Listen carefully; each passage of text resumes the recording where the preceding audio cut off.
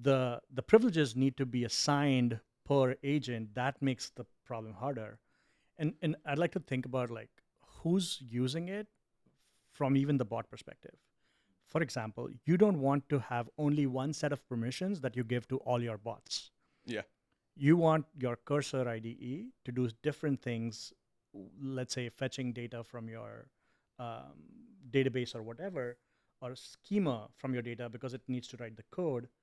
You want to give it different privileges than, say, another agent which is integrating it with Salesforce or whatever it is, right?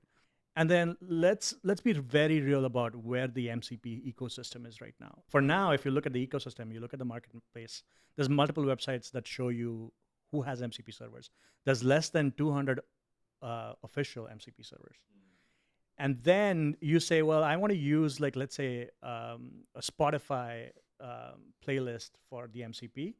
The person who's written the Spotify playlist it's a community created MCP server. So now, because it is open source, maybe you have some trust on it. But the ecosystem is not developed where Spotify has its own MCP server that's running locally. Because guess what? With Spotify, the server cannot just be in the cloud. The audio sound is coming on your laptop. So now the server needs to be running on your laptop to access the audio. And when you log in, you're going to give it your password and privileges. And then what can it do? Thankfully, this is open source, so we are still like one level of Working on it. thing security with it. But at the end of the day, who's running those MCP servers or proxies on your machine, and what privileges are you giving them? Currently, the ecosystem is just a mess. It's immature. I mean, it's a great point, and I really am tempted to just talk about transports right now, but I promise I won't do it. It's they got really, really popular. Yeah. And it's no fault of Anthropic's that they got so popular right after they released a spec, and like, you know, they need to make changes in order for the kind of like, for instance, the one you saw with HTTPS streamable, that the AI guy from Vercel posted about. He was like, yes, this is really good. Why does Vercel like that? Well, Vercel likes that because you can't run a standard IO process. You Right. can't run an MCP server on Vercel right now Yeah. because if you use the currently now deprecated protocol of HTTP SSE, you will have essentially intermittent cutouts because it's serverless. But now with HTTPS streamable, you can do reattach. You can reattach to the server. Yeah. And so these kinds of like maturity problems, they're just getting worked through. I mean, you see Arcade's been writing up a ton about how we can do tool off. Like, we're actively contributing. It's an immature ecosystem.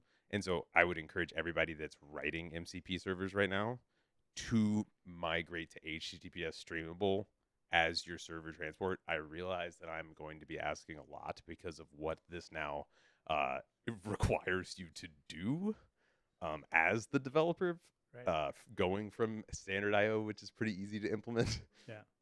But that is where the world's going. That is where Cursor is going to go. That is where Windsurf's going to go, or OpenAI Surf, I guess. Did they get bought? I don't know. I don't know either. Yeah. As of today, we are still unclear. But probably by the time that this I just heard comes that. out, I heard it too. I mean, that's where all these things are going to go, and they're going to say, "Give me your URL." Yeah. It's not going to be run mpx-g. I'll do one better. I don't think they give me your URL. The moment you install it, let's say you're using Stripe, right? Sure. So Stripe has an official MCP protocol. Really wonderful, right? Sure. And so what you can do with it is with version 0.2, again, we're getting in the weeds. Bring us out, Demetrios, when we are getting there. But there's a .well-known header that you put on it. So if you know that it's stripe.com, you can discover the MCP tools by going through it. You can discover the agent, the authentication needed on top of it using these discoverability mechanisms. And that's going to also unlock a lot more trust, right? Because now I'm not going to trust like this copy paste this code to make your MCP server work. I know my code is taking the official straight from the source and put it right, like start working, right? And so I love the kind of progress we're making with this. And it remains to be seen, like amongst the different competing protocols, because Google obviously has its own Are agent-to-agent you protocol. considering agent to agent a competitor or the same as MCP? I think it's going to eat the cake you for MCP. really? Yes. Why? Okay. So think about it from a um, perspective of the business side of things, not the Okay. technical side of things.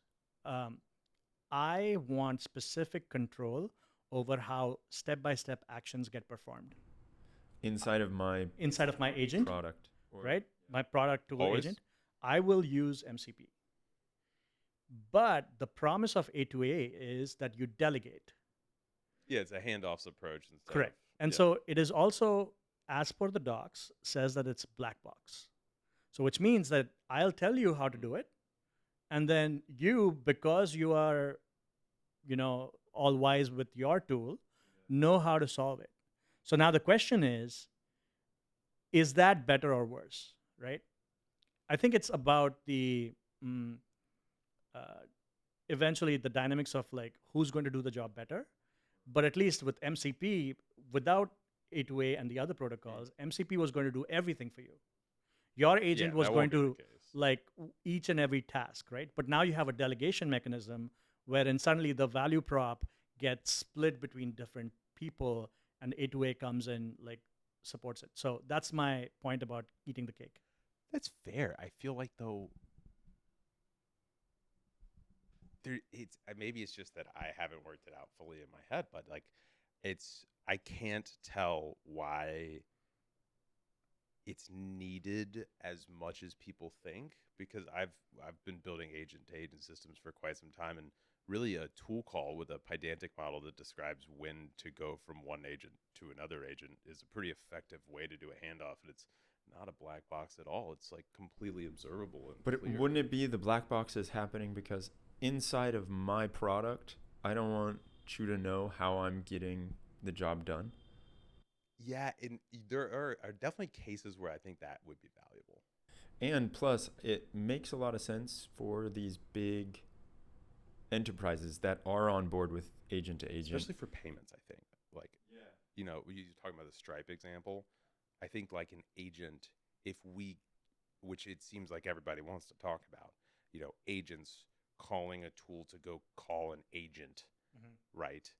That there's going to be some type, if that's a payment, there's got to be some type of like, you can think about like TLS handshake, right? Yeah. I think that equivalent will come up. So but is that blockchain. A2A? That's what we're going to hold get. on. Blockchain. Zero trust. Yeah. With the HTTP, there is a response header that you can send which says payment required, right? And then you can trigger a payment service for it. With A2A, because of this black box nature, my current what I think is going to happen is it's going to be all contracts based, which Like is don't say like Ethereum, like no, like smart dude, contracts. no. I mean this we are I talking thought we were about to do Web 3, No, and I was like, we're gonna get labeled Web 3 blockchain. Crypto get out boy. now, stop. Abort. No. I mean Someone's gonna send me a nasty email for saying that. paper and pen contracts, right?